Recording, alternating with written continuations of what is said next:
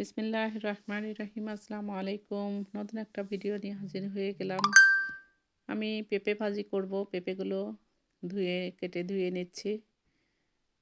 আমি এখন কড়াইতে একটু বাটার দিয়ে দিচ্ছি। পেঁয়াজ দিয়ে দিলাম। পেঁয়াজ দিয়ে বাটারটা একটু নাড়াচাড়া করে গলায় নিব। আমি তেল আর দিচ্ছি না আজকে।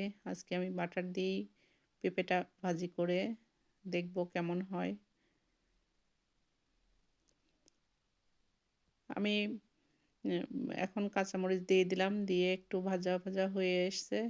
আমি এখন পেঁপেগুলো দিয়ে দিব। পেঁপে আর গাজর কেটে নিয়েছি। এখন আমি পেঁপেগুলো দিয়ে দিচ্ছি। দিয়ে নাড়াচাড়া করে একটু আমি হলুদ দিয়ে দিব, লবণ দিয়ে দিব। পেঁপে ২ রকমভাবেই ভাজি করা যায়। চিকন করেও করা যায়, আলুর মতো ভাজি করা যায়, আবার এইভাবে মোটা করেও করা যায়, আবার ডুম করে কেটেও করা যায়। যে যেভাবে পছন্দ করেন। আমরা এভাবেও করি, চিকন করেও করি। আবার একটু পাঁচফোড়ন দিয়ে ভাজি করলে ওই ভাজিটাও বেশ মজা লাগে। আমি এখন একটু নাড়াচাড়া করে হলুদ, লবণ সব দিয়ে দিচ্ছি। ঢাকিয়ে দিলাম ২-৩ মিনিটের জন্য। এটা আমি যেহেতু পানি ব্যবহার করছি না, এটা একটু পরপর ঢাকিয়ে দেব আর নেড়ে দেব। একবারে ঢেকে রাখলে ৫ মিনিটের জন্য ৩ মিনিটের জন্য ঢেকে রাখলে নিচে পুড়ে যাবে। আমি এখানে কাঁচা টমেটো দিয়ে দিলাম। একটা পেঁয়াজ কেটে দিয়ে দিয়েছি।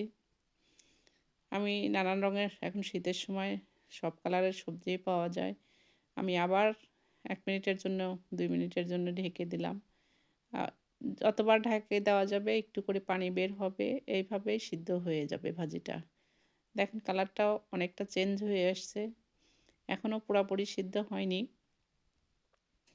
তবে সবগুলোই 50% হয়ে গেছে। দেখেন নিচে এখনও কিন্তু পুড়ে নেই, লাগেনি।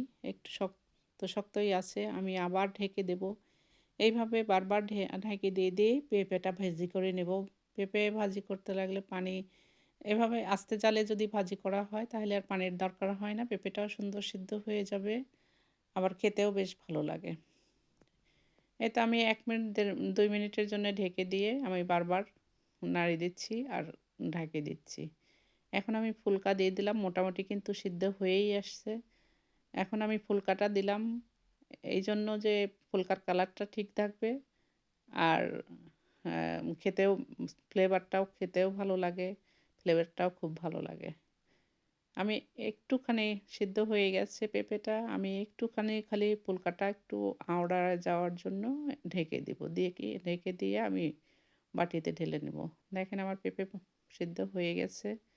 আমি খালি ফুলকার জন্য এখন একটু রেখে দেব।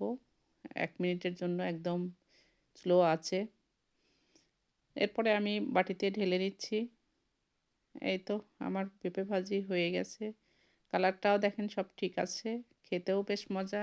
এটা ভাত, রুটি, পরোটা সব কিছু দিয়েই খাওয়া যাবে। আপনারা ভালো থাকবেন। আমার জন্য দোয়া করবেন। আল্লাহ হাফেজ। শুভরাত্রি।